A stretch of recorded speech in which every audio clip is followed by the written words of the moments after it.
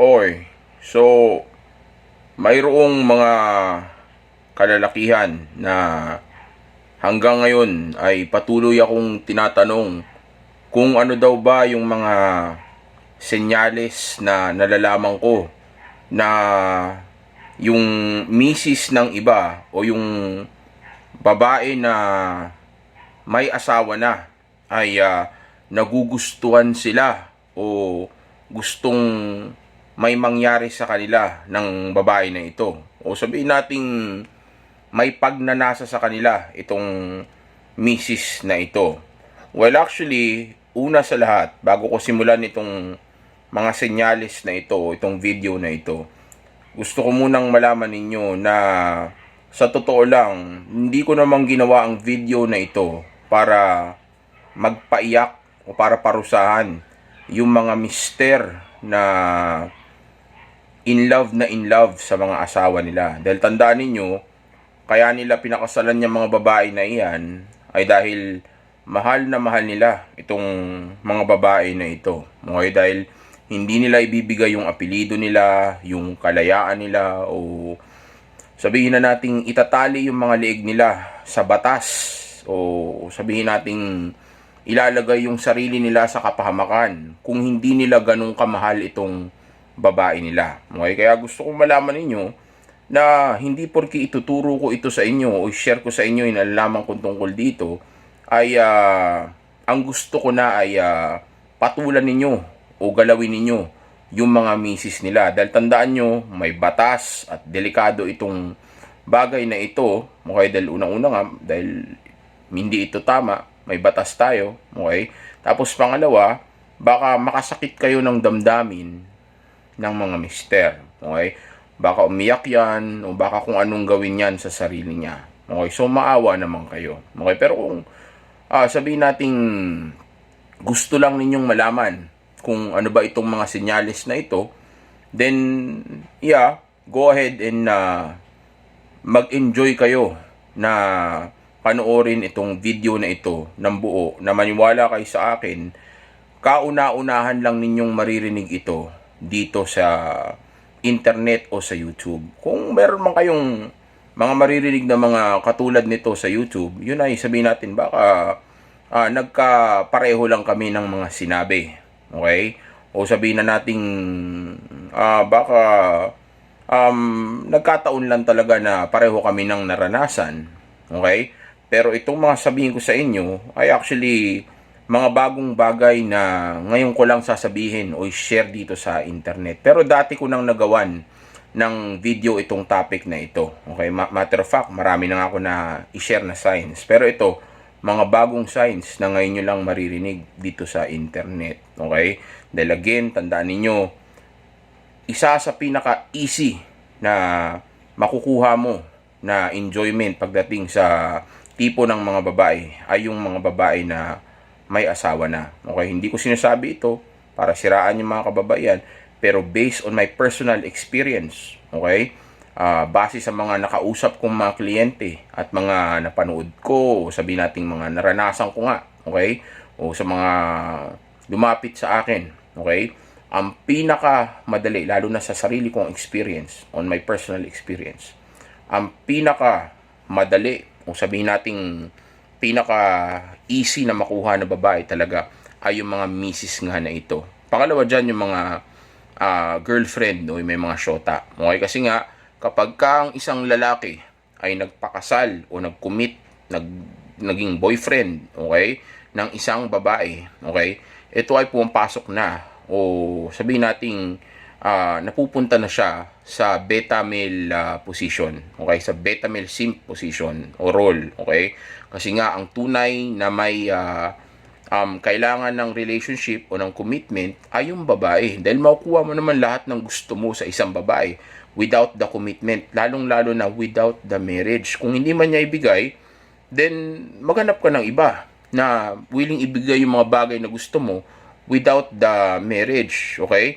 Dahil the fact na willing ka magbago o ibigay yung freedom mo o yung kasal mo o apelido mo sa kanya para lang makuha mo siya, doon pa lang alam na kaagad ng babae na beta male yung makukuha niya o yung magiging mister niya. So doon pa lang, babagsak na agad yung respect ng babae, meaning maapektuhan yung attraction at interest level niya. Okay? Lalong-lalo na kung mababalidate mo na nga siya, dahil nga syempre, magpapakasal ka na sa kanya, o susyutain mo na siya, okay?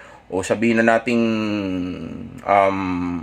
lalong-lalo na kung mawawala din yung mystery, o magiging boring na yung marriage, o magsusunod-sunuran ka dahil wala ka naman ng choice, may power na siya sa'yo, okay? Then of course, bababa talaga yung attraction at interest level niya. Kaya dadating ang time na maghahanap siya ng bagong lalaki, okay? Nahabulin niya ulit yung validation nito, o magagawa niya ulit respetuhin, o magpaparamdam sa kanya ulit nung mystery na nawala na sa inyo dahil magiging predictable ka na sa marriage na mayroon kayo. Kahit na ano pang gawin mo, iba pa rin para sa babae yung lalaki na hindi pa nagpapakasal sa kanya. Kahit na maging mysterious ka pa, kahit na ano pang game ang gamitin mo, okay? Mas lamang pa rin yung lalaki na hindi pa siya binavalidate o mayroon pang tumatakbo sa utak niya kung kaya niya bang makuha ito kumpara sa lalaki na nakuha niya na. Mas mababa ang respeto ng babae sa mister niya kumpara sa lalaki na hindi niya sigurado kung papakasalan ba siya o yuyukuan ba siya. Tandaan nyo, ang pagpapakasal sa babae ay submission ng lalaki. Okay? Hindi yan yung other way around. Dahil alam ng babae na siya ang may kailangan ng marriage. Para yan sa security niya, sa sabihin nating para yan sa declining niya na value. Okay? Tapos alam niya pa, aware pa siya na yung lahat ng batas na mayroon sa marriage ay nakapabor sa kanya. So, ganong kakatanga o ganong kakahina para magpakasal sa kanya. So, alam niya yan. Okay? Alam niya. At alam niya ng isang tunay na high value male o tunay na alpha male ay hindi magpapakasal sa babae dahil marami itong option. Okay? The fact na nagpakasal ka, ibig sabihin, hindi lang sa basta konti ang option mo, kundi takot ka na mawala siya. Wala kang abundance mindset. Dahil ang tunay na may abundance mindset, hindi magpapakasal o magpapatali sa isang babae. Kung gagawin niya man ito, yun ay dahil sabi nating matanda na siya o pa-retire na siya o ayaw niya na ng bullshit dahil nga nasa tamang edad na siya o nakuha niya na yung tunay niyang potensyal. Pero kung bata pa ito, tapos hindi niya pa nakuha yung tunay niyang potensyal, okay, then alam niya na mahina ito sa babae, then therefore, ibig sabihin ito ay isang beta male simp. Okay, ibig sabihin ito ay isang uri ng lalaki na hindi pre-selected. Okay? Hindi siya high value o pinag-aagawan. Okay? Dahil nga, nagpakasal na siya. Kumagat na siya. Okay? Kumbaga, ipinagpalit niya na yung pagkalalaki niya para sa pagkababae nitong misis niya. Okay? So, ngayon, umpisahan na natin itong video na ito. Okay? Ang gagawin ko ay isa-isahin ko yung mga signs na nalalaman ko. Okay? Para maintindihan ninyo kung yung misis mo ba ay nag-cheat na sa iyo o yung misis ng iba ay may pagnanasa sa iyo. Okay, depende na yan kung nasa ang side ka. Okay, pero again, gaya ng sabi ko, huwag naman paiyakin yung mga mister. Diba? Kawawa naman kasi mahal na mahal niya yan. Ano siya dyan in love siya dyan. Hindi niya papakasalan yan kung hindi siya in love dyan. Maliban na lang kung pa-retire na siya at ang gusto lang niya ay may makasama siya sa buhay niya. Tas pagod na siya sa bullshit ng dating, ayaw niya na mag-date pa ulit dahil dami nang dapat gawin, ng gulo-gulo lang, di ba? Pero kung bata pa yan, tapos di niya pa naabot yung tunay niyang potensyal, tandaan mo, baby love niya yan. Huwag mong kunin, okay? Huwag mong paiyakin, okay? Mahal niya yan, in love siya dyan. Hindi niya papakasalan yan, bibigyan ng sing-sing, tapos yayain ng kasal kung hindi niya mahal na mahal yan. Yun nga lang, unfortunately for him, girls just wanna have fun. Gusto lang nilang makasal, pero ayaw nila na maging asawa sila. Dahil boring ito. Okay? Gusto lang nila ng enjoyment, kaso sineryoso mo. Kasi nga, beta ka. Okay? So, again, depende na yan kung anong klaseng lalaki ka ngayon nakikinig sa akin. Nasa side ka ba na ikaw yung mister?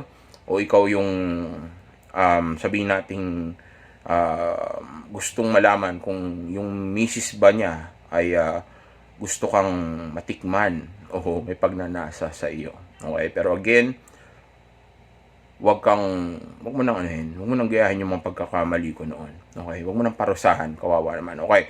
So, unang sign, actually hawak ko yung phone ko ngayon, may list ako. Ang gagawin ko, babasahin ko sa inyo isa-isa ito. Okay? Para wala akong ma-miss. Okay? Dahil kung lahat to ay mga galing lang sa utak ko ngayon, baka may makalimutan ako. Sayang naman. Okay? Pero yung number 1, natatandaan ko kaagad. Okay? Kasi ang number 1 na sign, para malaman mo kung ang misis ba ni Juan ay gustong tikman si Pedro o ikaw, okay, kung may pagnanasya sa sayo o gusto niyang may mangyari sa inyo, ay walang iba kundi yung sabihin nating sa mga sumunod na pagkikita ninyo, okay, after mo siyang makilala at malaman na mayroon siyang asawa, okay, ay hindi niya nasuot-suot yung singsing niya. Okay?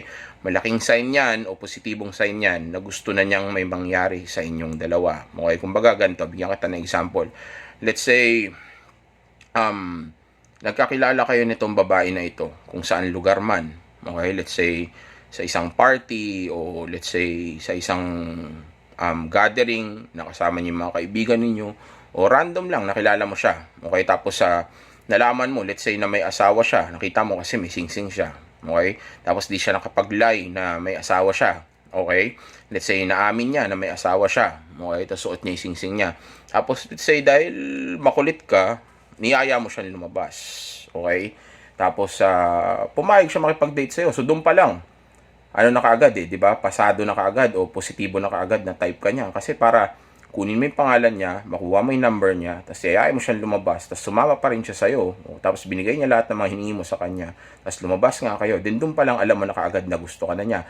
Pero para malaman mo kung talaga bang gusto niyang may mangyari sa inyong dalawa, okay, then ang bagay na dapat na inaalam mo dito, hindi ko sinasabing gawin mo, okay, ay walang iba kundi yung sabihin nating sa susunod na pagkikita ninyo o sa date ninyong dalawa, hindi na niya suot yung singsing nila.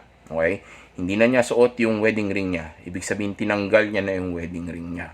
Okay? Isipin mo, alam niya na alam mo na may asawa siya, pero tinanggal niya yung wedding ring niya sa moment na magde-date kayo. Matter of fact, doon pa lang nga sa binigay niya yung pangalan niya, yung singsing niya, yung pangalan niya, yung contact info niya, di ba?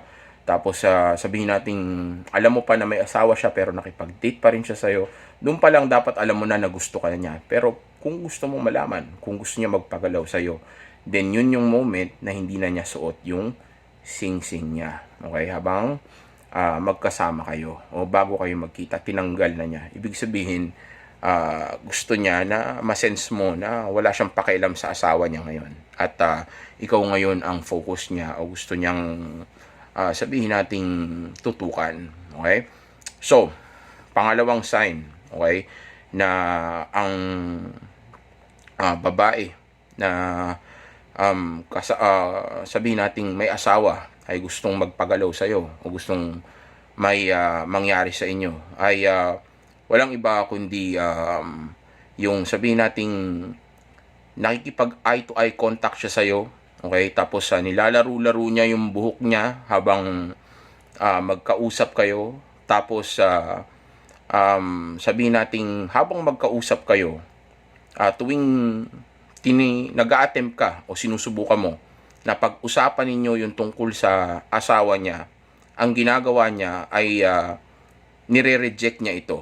Okay, o iniiba niya yung pag-uusap o yung topic. Okay, kahit na alam niya, nakakilala mo naman yung asawa niya. Let's say, katrabaho mo, kapitbahay mo, kakilala mo ng personal itong babae na ito. Okay, tapos tuwing pag-uusapan ninyo, yung mister niya, iniiba niya yung usapan. Okay, dinadivert niya o change niya yung topic. Okay, o kaya sabihin natin na ayaw niya na kumbaga isipin mo kasi na mayroon nga siyang asawa o ayaw niya ng usapan na tungkol sa asawa para ang gusto niyang maging mood o ang goal niya kasi dito is gusto niya maging mood o gusto niya maging vibe ay magkaroon ka ng paniniwala na hindi, wala ako asawa kahit na alam mo na may asawa pa siya. Okay? So yun yung number 2. Number 3, okay? Hinahawak-hawakan ka niya, hindi lang basta sa mga parte lang ng katawan mo like kamay kundi sa ano mo, sa binti mo, sa thigh mo, dito sa may bandang yung malapit sa may ano mo, 'di ba? Malapit kay Boy George, malapit sa singit, okay?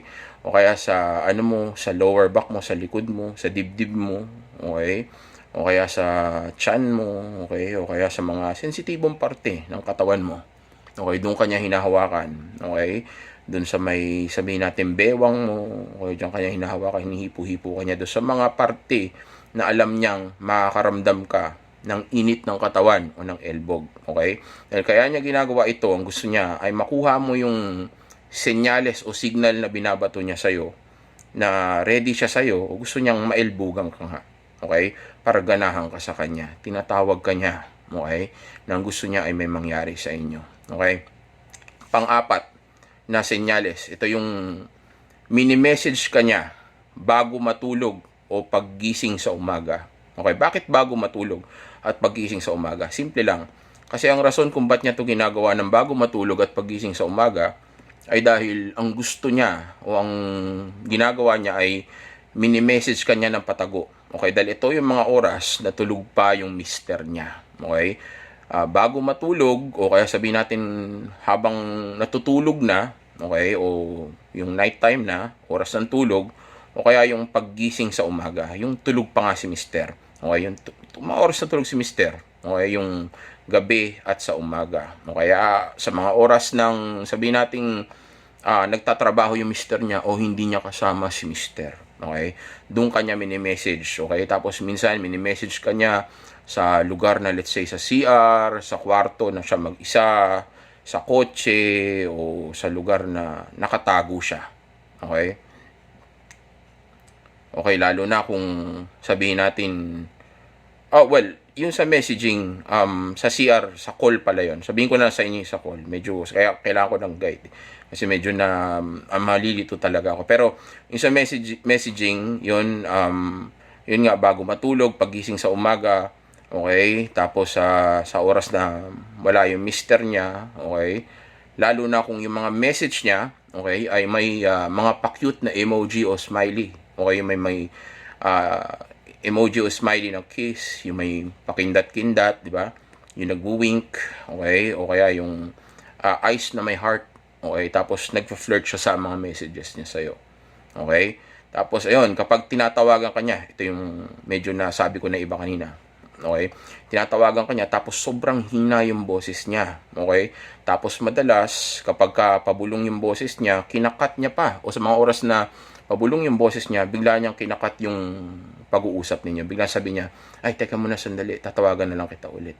Teka muna sandali, tawagan kita ulit. Yan, tapos puputulin niya. Pero hindi niya sinasabi sa'yo kung anong rason. Okay?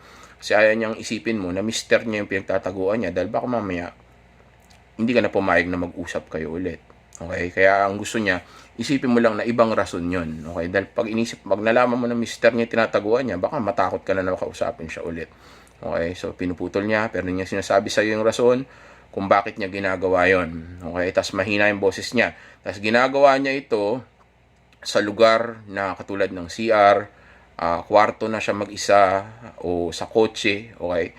O tinatawagan ka palagi pero about life ang usapan, okay? O iba't ibang bagay pero never about sa marriage nila.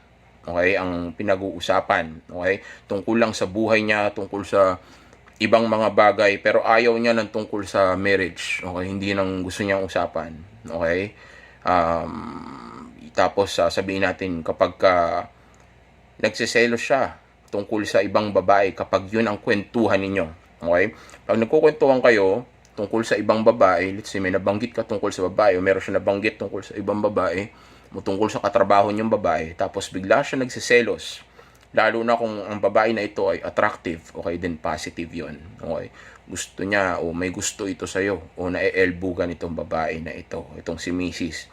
Okay, lalo na kapag kumakausap ka ng ibang babae, kahit na alam naman ninyong dalawa nakasal na siya, tapos napapakita niya sa'yo o nasisense niya o nasisense mo o sobrang obvious sa kanya na nagsiselos siya. Okay? Habang alam mo na may mister na siya. Okay? So, positive yun. Sinasadya niya yun. O sabi natin, hindi niya mapigilan yung nararamdaman niya sa'yo. Okay, ibig sabihin gusto niya magpabombet. Okay? So, number 7. Number ano ba tayo kanina? Number 5 yon. Okay, so number 6, yung sabi nating ang kwentuhan na gusto niya kapag kausap ka niya ay about sa marriage, pero hindi ka niya ganito. Kunyari, magkakwentuhan kayo, okay? Pero yung kwentuhan ninyo about sa marriage ay hindi niya parang ginagawa kang emotional tampon, okay? O sabihin natin hindi ka niya parang ginagamit lang sa kwentuhan. Instead, ang kwentuhan ninyo ay hindi katulad nung sabihin nating umiiyak siya kasi mahal niya yung asawa niya, nagrereklamo siya kasi na-miss niya yung asawa niya o hindi siya pinapansin ng asawa niya kaya nalulungkot siya. Hindi ganun yung kwentuhan. Instead, ang kwentuhan ay hindi tungkol sa in love na in love siya sa asawa niya, kundi more on sabihin nating yung tipong ang kwentuhan yung more on para bang mas actual. Okay, medyo iniingatan ko kasi yung sasabihin ko term dahil nasa YouTube tayo. Okay, mas actual yung kwentuhan. Okay, let's say yung may init na kwentuhan na ginagawa niya sa asawa niya. Okay, kung gaano siya kagaling sa kama, anong ginagawa niya sa asawa niya, paano niya napapasaya yung asawa niya, bakit gustong-gusto siya ng asawa niya kapag nasa kwarto sila, paano niya sinusubo si Taguro, okay? Gaano siya kagaling lumolipop, gaano siya kagaling sa ibabaw, okay? Paano tumitirik yung mata ni Mister sa kanya, okay? Dahil ang rason kung ba't niya ginagawa yun ay dahil inaakit ka niya. Gusto niyang malaman mo kung gaano siya kasarap, okay? Para nang sa gayon ay maakit ka o maisip mo, magkaroon ka ng idea na magaling pala siya, okay? Kaya sinasabi niya ito para may mangyari sa inyo, okay? Dahil nailbugan na nga siya, okay? Kaya nakit ka niya. Alright, so number 7, niyayaya ka lumabas tapos pumayag ka na kasama, okay, ganito, niyayaya ka niyang lumabas, okay, tapos bigla kang pumayag na sige, labas tayo, okay, okay lang sa akin yun, kahit kasama mo si yung mister mo, okay, kunyari magkatrabaho kayo, magkakilala kayo ng personal, diba, tapos sinabi mo, kasi nga, dahil alam mo may asawa siya, diba, okay lang, sige, sama mo si ganito, si paring Jeff, okay, ganoon. Tapos sinabi niya, hindi, busy yun eh, hindi sasama yun, tsaka hindi niya gusto yung ganong klaseng lakad, okay lang sa akin kahit tayong dalawa lang, okay, in-exclude niya asawa niya, okay, may mga dahilan siya, kung bakit hindi pwede si mister, okay, ibig sabihin gusto niya kayong dalawa lang, ibig sabihin nun, ang gusto niya ay misterin niya yung Mr. Clean mo. Okay, alam mo na ibig sabihin ko. Gusto niyang isubo ang lollipop. Okay, sawa na siya sa lollipop ni Beta Mister. Okay, so eto, number 8. Okay, kung nagtatanong siya about sa dating life mo o girlfriend mo, tapos pagsagot mo sa kanya, hindi siya, okay, ganito, let's say, tinatanong ka niya sa dating life mo, okay, yung guide lang kasi talaga yan, hindi ko rin talaga binabasa yan, dahil alam ko naman na talaga lahat yan, okay, let's say, tinanong ka niya about sa dating life mo, o sa girlfriend mo, okay, tapos nung nagkwento ka na, about sa dating life mo, and sa, sabihin natin sa girlfriend mo, okay, let's say, nung sinabi mo sa kanya na may girlfriend ka o wala kang girlfriend o nagkwento ka na may mga babae ka, bigla siya nagkwento na para bang nade-depress siya, okay? O nahihirapan siya o hindi na siya masaya sa relasyon na mayroon sila ng mister niya, okay? Say, okay, teka lang medyo yaano natin to para makita natin ng maayos yung binabasa ko dahil ayoko magkamali sa inyo, okay? Para alam nyo talaga. Okay, so kung ayun, masaya siya sa asawa niya, okay, wala. Kung tanong siya about sa dating life mo, girlfriend mo, tapos pagsagot mo, biglang magkwento siya na hindi na siya masaya sa asawa niya, okay? At gusto na niyang hiwalayan ito kasi hindi na nga siya happy, okay? Tapos nilalait niya yung asawa niya, tapos tinatawag niya ito na walang kwentang asawa. Okay, ganoon. Kumbaga, pagkatapos kanyang tanungin tungkol sa dating life mo o sa kung may girlfriend ka ba, okay, kumbaga dahil interesado nga siya doon, okay, biglang lalaitin niya yung asawa niya, tapos ikukwento niya kung gaano siya ka-depress o hindi siya, gaano na siya hindi kasaya sa asawa niya at kung bakit para bang mas gusto na lang niya na hiwalayan ito. Okay, senyalis yun na yung babae na may asawa o itong si Mrs. ay gustong magpakalikot ng makina, okay, ng sasakyan niya. Okay, safe na safe yan mga G. Okay, so number 9, okay, kapag nalaman niya na wala kang girlfriend, okay, nung tinanong ka niya kanina, okay, tapos biglang sasabihin niya na wala ka palang girlfriend, o yung hindi siya makapaniwala na may disbelief na parang wala ka palang girlfriend, yung ano, diskarte lang, paano lang niya, style lang niya, di ba? Kunyari sinabi mo, may girlfriend ka ba? Tapos biglang sinabi mo, hindi, wala akong girlfriend ngayon. O kaya sabihin mo sa kanya na, wala rin ako nakaka-date ngayon. Tapos bigla sabihin niya, imposible, ikaw, wala kang girlfriend, sa gwapo mong yan, sa attractive mong yan, sa ano mo yan, sa itsura mong yan, ikaw yung tipong lalaki na maraming nagkakagusto sa'yo. Imposible, hindi ako naniniwala na wala kang girlfriend o walang babaeng nagkakagusto sa iyo sa ngayon. Okay, kung ganun yung style niya, ibig sabihin niyan, parang sinasabi niya sa'yo na gusto kita. Hindi ako naniniwalang walang magkakagusto sa'yo. Dahil kahit sinong babae magkakagusto sa'yo, ibig sabihin nun, pati siya. Okay, pati siya magkakagusto sa'yo. Hindi lang niya masabi ng diretso kasi kasal na yung malandi. Okay? Isang lalaking katulad mo ay madaming babae nagkakagusto. Okay, so number 10. Kapag sinabi niya, ang isang tulad mo ay marunong o magaling sa babae, hindi tulad ng asawa ko, okay, sigurado ikaw yung tipong lalaki na kayang gawin yung mga bagay na hindi kayang gawin ng asawa ko. Ganito, kunyari, sinabi niya sa'yo na, alam mo, sa tingin ko sa'yo, naniniwala ako na ikaw yung tipo ng lalaki na marunong sa babae o magaling sa babae. Yung tipong kayang gawin yung mga bagay na hindi kayang gawin ng asawa ko. Tingin ko mas magaling ka sa asawa ko. Yung lalaki ko kasi walang kwenta yun eh. Kumbaga pag pinagkukumpara na kayo, okay, then doon, ang sinasabi sa'yo ng babae ay mas magaling ka sa asawa niya. So, pa-try naman. Okay, pa-test naman. Okay, baga patunayan mo na totoo yung paniniwala ko o yung pagtingin ko sa'yo na mas magaling ka sa asawa ko. Okay, pa-testing. Okay, gusto niya i-test drive yung cambio. Okay, sawa na siya sa sa Toyota Corolla. Okay, o sa Toyota. Gusto niya nang mag-Bugatti ngayon. Alright? Okay. Okay. Lalo pag sinabi niya, tingin niya magaling ka sa babae. Yun nga, gusto niyang patunayan mo na tama siya na magaling ka sa babae. Gusto niyang patunayan mo na mas magaling ka sa asawa niya. Okay, pag sinabi niya na boring ang ex-life o yung kama nila, yung happy-happy nila sa kwarto, okay, ng asawa niya, okay? Tapos kinukwento niya yung actual experience ng friend niya o sa movie na napanood niya, okay? At sasabihin niya sa iyo na exciting sana gawin 'yon kaso hindi ganun ang asawa niya, okay? Kasi malambot o beta male yung asawa niya, walang kwenta yung asawa niya, boring yung asawa niya, okay? Gusto ko sana subukan yung napanood ko sa pelikula eh. O kaya yung kwento sa akin ng kaibigan ko, yung tinatali-tali, yung nagwa-wild sila sa kama, okay? Kaso yung asawa ko hindi ganun, ang boring kasi, ganun. Hindi siya yung ganung klaseng lalaki, pero gusto ko sana subukan yon sa isang lalaki na gusto ring gawin yung mga bagay na yon. Gusto ko kasing subukan yung yung mga wild na position o yung mga wild na activity, kaso hindi ganun yung asawa ko, pero gusto ko sana subukan. Okay, pero hindi niya sinasabing gagawin niya. Sinasabi lang niya na gusto ko sanang subukan. Tandaan niyo, mga babae ay overt kung magsabi yan at kung magmanipula yan, undetected o patago kung bumanat yan. Tandaan niyo, lahat ng mga natutunan ko na technique ng ganito ay galing din sa kanila. Okay? So, yung mga ginagawa ko ngayon, sa kanila din galing yan. Okay? Inaano ko lang yan. Inuulit ko lang. Okay? Kumbaga, kung ginagawa nila sa atin yan, then why not, diba? Gawin ko rin, diba?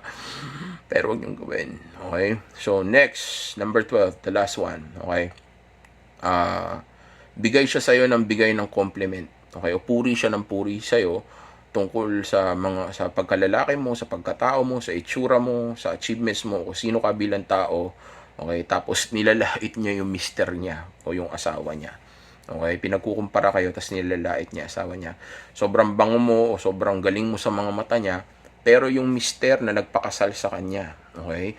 Mister na mabait sa kanya, na hinahatid sundo siya, o mahal na mahal siya, o ginagawa lahat ng mga bagay na gusto niya, yun yung hindi niya gusto sa mga mata niya. Tandaan niyo, ang babae ay emotional, hindi sila logical. So kahit nagaano ka pa kabait, o kahit ano pa ang gawin mo sa babae ng magagandang mga bagay, kung ang emosyon niya ay patay na sa iyo, iritado na siya sa iyo. Okay, hindi ka na niya ganun kagusto.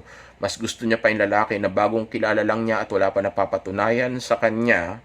Okay, mas mahal niya pa yan, o mas interesado at mas attracted, o mas naakit pa siya dyan kumpara sa iyo. Okay, nang dahil lang sa emosyon na nararamdaman niya at mystery. Okay, kaya nga ano ba sinasabi ko sa inyo palagi, mas mabuti na huwag kayong makipagrelasyon, huwag kayong magpapakasal, dahil nga ito ay attraction at interest level killer. Okay, papatayin niyan yung attraction. Okay, papatayin niyan yung nararamdaman ng babae. Okay, mababalidate siya. So therefore, wala na siyang hahabol-habulin sa iyo. Magiging boring na yung relasyon, magiging predictable na kayo. Okay, mawawala yung respeto niya sa iyo, bababa yung tingin niya sa iyo kasi hindi ka na pre-selected. Mawawala yung pagkakaroon mo ng abundance o power ng abundance mindset mo. Okay, of course, may power na siya sa iyo. Wala kang magagawa kundi sumunod. Okay, dahil nga may vowsy, okay? At lahat ng batas ay nakapabor sa babae. Okay? Tapos ang sabihin pa natin na alam ng babae ito. So malaking chance na gamitin niya ito sa iyo. So tagilid ka talaga. Okay, dahil nga sa kasal, babae yan lamang. Tapos yung pera mo, magkakaroon na siya ng power dyan. Sa mga maipupundar mo, magkakaroon siya ng power dyan. Kung kikita kayo pareho at magtutulungan kayo para sa empire o sa pamilya ninyo, magkakaroon ka ng utang na loob sa kanya, tapos may power siya doon. Okay? As kabisado na niya yung mga pasikot-sikot o sabihin natin operations ninyo. Okay, so as much as possible, kung hindi sa ating gawin mo, pero mas mabuti kung ito ang gagawin mo dahil walang alpha male na magpapakasal. Okay? Walang tunay na high value male o may abundance mindset na magpapakasal dahil bilang alpha male, ang dalawang bagay na mayroon siya o sabihin nating lamang niya sa isang beta male ay abundance mindset at ability to be alone. So kung magpapakasal ka, din nasa na abundance mindset at nasa na ability to be alone. 'Di ba? Not unless ang rason mo ay dahil retired ka na o matanda ka na, o kailangan mo na ng babae na makasama sa buhay mo, gusto mo nang may babae na makasama sa buhay mo para alagaan ka na kasi nga matanda ka na. Okay? Kung yun ang rason mo, dahil mahina ka na at ayaw mo na ng bullshit, then kahit paano, still nasa alpha position ka pa din. Dahil maaaring isipin ng babae na kaya mo lang ginawa yun, ay hindi dahil sabihin nating takot kang mawala siya, o sabihin nating dahil sabihin nating wala ka ng abundance mindset, okay, o sabihin natin wala ka ng other option, okay, kundi pwede niyang isipin na dahil matanda ka na kasi, okay, kumbaga, kaya mo lang ito ginagawa kasi kailangan mo lang ako eh. Pero sa totoo lang, kung hindi ka pa matanda, sigurado babaero ka pa din, sigurado hindi ka naman magsisettle down, di ba? So, kung yun ang rason, then kahit paano walang validation. Pero kung iba ang rason, lalo na kung ang rason ay dahil sinabi mo sa kanya na mahal mo siya, tapos bata ka pa, so wala ka pang nararating, o naabot mo pa lang yung tunay mong potensyal, then kahit ano pang sabihin ng mga ibang mga lalaki dyan, maniwala ka sa akin, hindi naman ito ang gusto ko, pero sinasabi ko lang sa inyo yung totoo. Magalit na kayo kung magalit sa akin, pero ang totoo niyan, bababa at bababa ang respeto ng babae dahil ang tingin niya sa iyo ay isang mahinang nilalang. Again, hindi ko gusto na patulan ninyo yung mga babaeng may asawa. Ang rason lang kaya ko ito i-share sa inyo ay dahil may nagtanong. Ingat and enjoy.